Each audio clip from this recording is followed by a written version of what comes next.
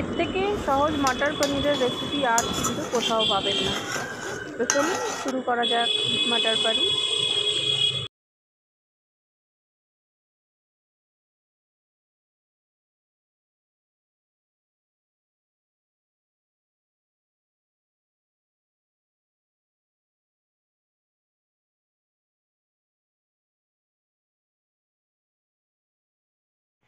পনিরটা ভাজার আগে আমি এখানে একটু নুন আর চিনি এক করে রাখছি। এখানে 1 চামচ চিনি আর একটুখানি নুন আছে।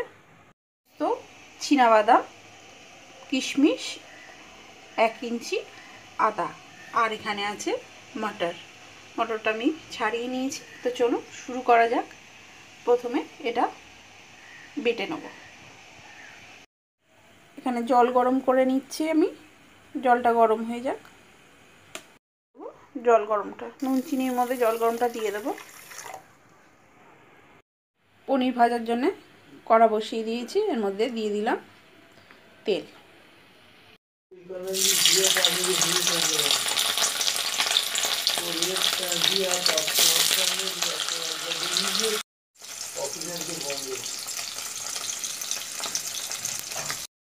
পনিরটা ভাজা হয়ে গিয়েছে, এবার উঠিয়ে নেব।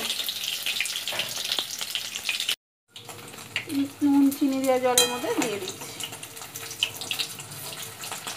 এর মধ্যেই দিয়ে দেবো গোটা গরম মশলা, তেজপাতা আর গোটা জিরে ফোড়ন।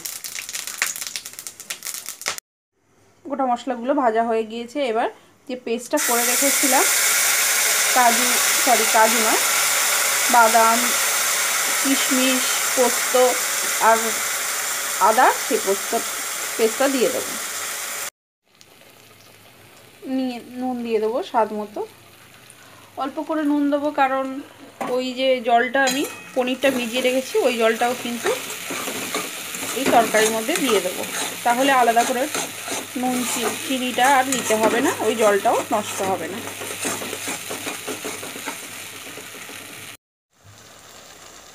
এবার দিয়ে দেবো গুঁড়ো মশলা, হলুদ গুঁড়ো, লঙ্কা গুঁড়ো আর জিরে ধনে গুঁড়ো।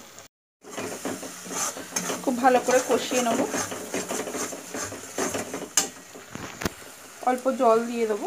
এই যে বাটি মিক্সার বেটেছি ওই বাটি ধোয়া জলটা দিয়ে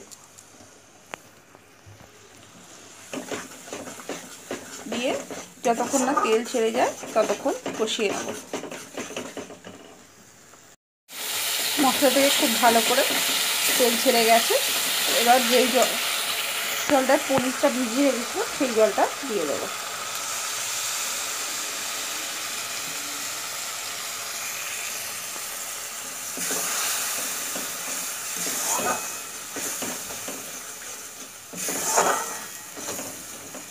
আরও একটু জল দেব।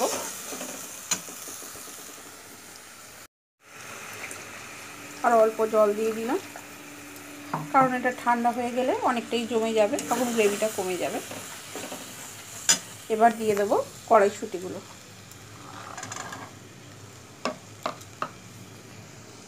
দিয়ে ঢাকনা দিয়ে 2 মিনিট রান্না হতে দেবো।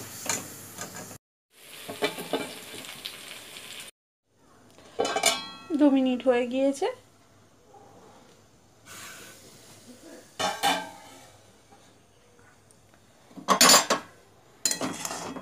খুব ভালো করে ফুটে গিয়েছে গ্রেভিটা। এবার দিয়ে দেবো ধনেপাতা।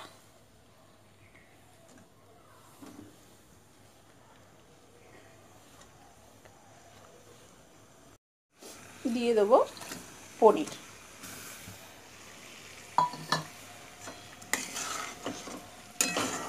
পনির দিয়ে আর 2 মিনিট রান্না করে নিলেই রেডি মটর পনির। 2 মিনিট হয়ে গিয়েছে আর আমার মটর পনিরও রেডি। এবার জাস্ট ঘি দিয়ে আর সার্ভ করে দেবো।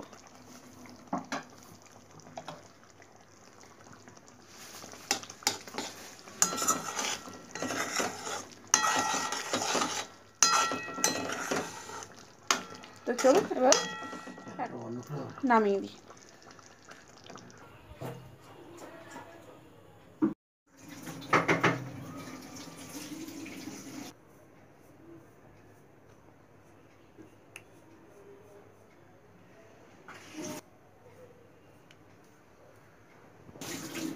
দেখতেই পেলেন কত সহজে কিন্তু তৈরি হয়ে গেল মাটার পনির, আর খুবই অল্প সময়ে খুব সুস্বাদু রেসিপি তৈরি হয়ে গেল।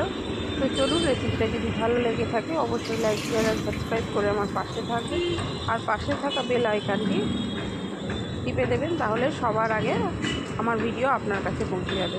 চলুন, টাটা।